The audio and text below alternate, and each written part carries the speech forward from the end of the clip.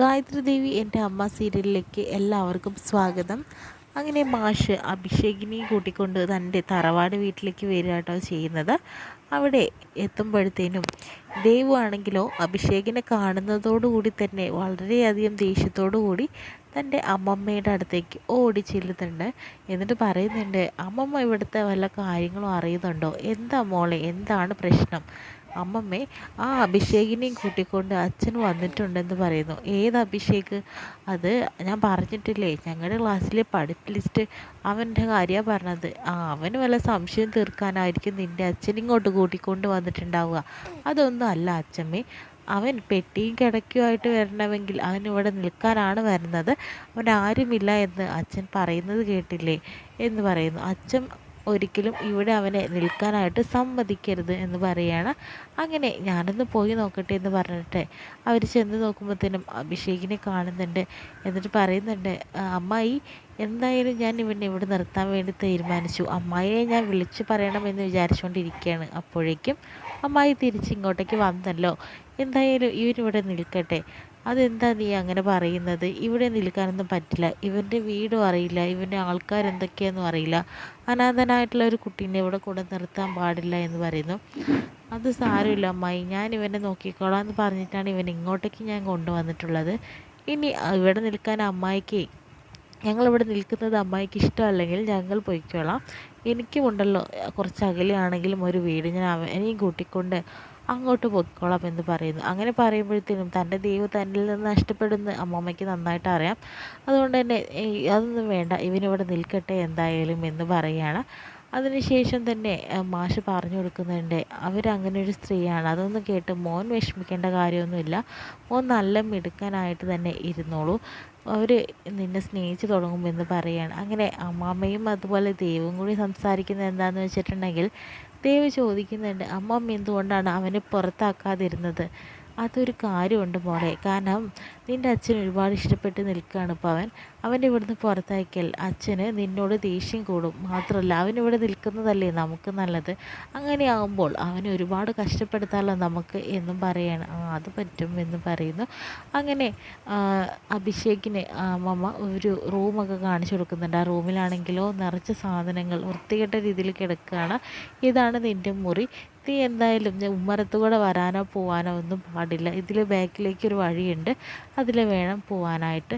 ഈ മുറി നീ വൃത്തിയാക്കി നീ ഇവിടെ കിടന്നോ എന്ന് പറയാട്ടോ. അവിടെ കിടക്കുന്ന ഒരു ചൂലും പിടിച്ചുകൊണ്ട് അവിടെ നിൽക്കുകയാണ് നമ്മുടെ അബി. അപ്പോഴത്തേനും അമ്മാമ്മയും അതുപോലെ തന്നെ കൊച്ചുമകളും കൂടി അവിടെ സംസാരിക്കുന്നുണ്ട്. എന്താ അച്ഛമ്മേ, അവർക്ക് റൂം കൊടുത്തോ എന്ന് ചോദിക്കുകയാണ്.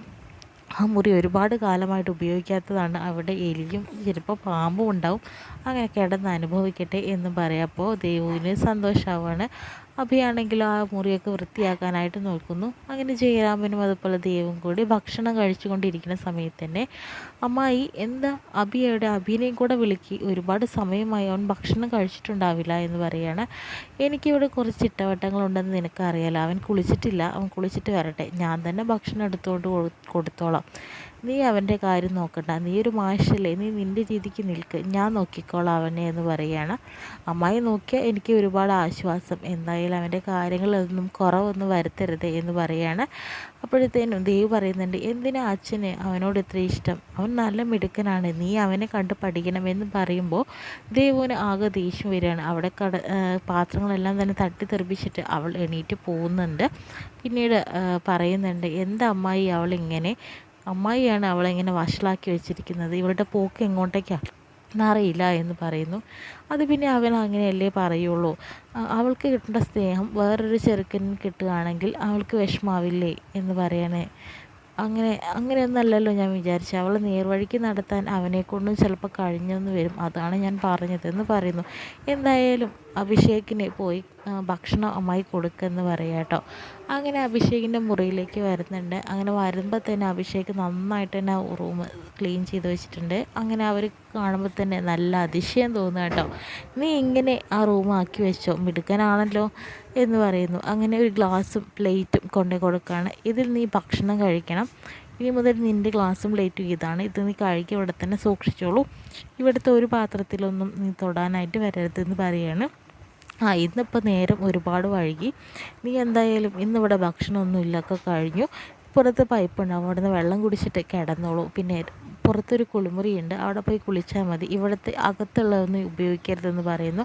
അങ്ങനെ പ്ലേറ്റും ഗ്ലാസും കൊണ്ട് വളരെ വിഷമത്തോടെ ഇരിക്കുന്ന അബിയാണ് കേട്ടോ കാണിക്കുന്നത്. അപ്പോഴത്തേനും അച്ചമ്മയും കൊച്ചുമോളും കൂടി വീണ്ടും സംസാരിക്കുന്നുണ്ട്. മോള് വിഷമിക്കേണ്ട, അവനൊരു കാര്യം പട്ടിണി കിടക്കട്ടെ അവിടെയെന്ന് പറയുകയാണ്. പിന്നീട് കാണിക്കുന്നത് സ്കൂളിൽ മാഷും കുട്ടികളും കൂടി പഠിച്ചുകൊണ്ടിരിക്കുന്ന സമയത്ത് തന്നെ അമ്മയെക്കുറിച്ച് പറയാനായിട്ട് പറയുന്നുണ്ട്. അമ്മയെക്കുറിച്ച് നിങ്ങൾക്ക് എന്തൊക്കെ അറിയാനായിട്ട് പറ്റുന്നുണ്ട്? അങ്ങനെ ദേവുവിനോട് ചോദിക്കുമ്പോൾ ദേവുവിൻ പറയുന്നുണ്ട്, എൻ്റെ അമ്മ ചെറുപ്പത്തിലേ മരിച്ചു പോയി, അതുകൊണ്ട് തന്നെ എനിക്ക് അമ്മയെക്കുറിച്ച് വലിയ ഓർമ്മകളൊന്നുമില്ല, വേണമെങ്കിൽ എൻ്റെ അമ്മമ്മയെക്കുറിച്ച് പറയാം. അപ്പോൾ അവിടെ കുട്ടികളെല്ലാം ചിരിക്കുന്നുണ്ട് കേട്ടോ. അപ്പോഴത്തേനും അഭിഷേകിനോട് മാഷ് ചോദിക്കുക കേട്ടോ ചെയ്യുന്നത്. ചോദിക്കുമ്പോഴത്തേനും അമ്മയെക്കുറിച്ച് വളരെ നന്നായിട്ട് തന്നെ അഭിഷേക് പറയേണ്ടത്, തൻ്റെ അമ്മ ഇങ്ങനെയായിരുന്നു എന്നുള്ള രീതിയിൽ, അമ്മ ഇങ്ങനെ ആവണം എന്ന രീതിയിലും അഭിഷേക് പറയുന്നുണ്ട്. ഇത് കേൾക്കുന്ന സുനന്ദയ്ക്ക് ഒരുപാട് സന്തോഷമാവാണ് കേട്ടോ ചെയ്യുന്നത്. അപ്പോഴത്തേനും മാഷിനും ഒരുപാട് സന്തോഷം ആവുന്നുണ്ട്. അതിനുശേഷം പിന്നീട് കാണിക്കുന്നത് ഹെഡ് മാഷും അതുപോലെ തന്നെ മാഷും കൂടി സംസാരിക്കുന്നതാണ്.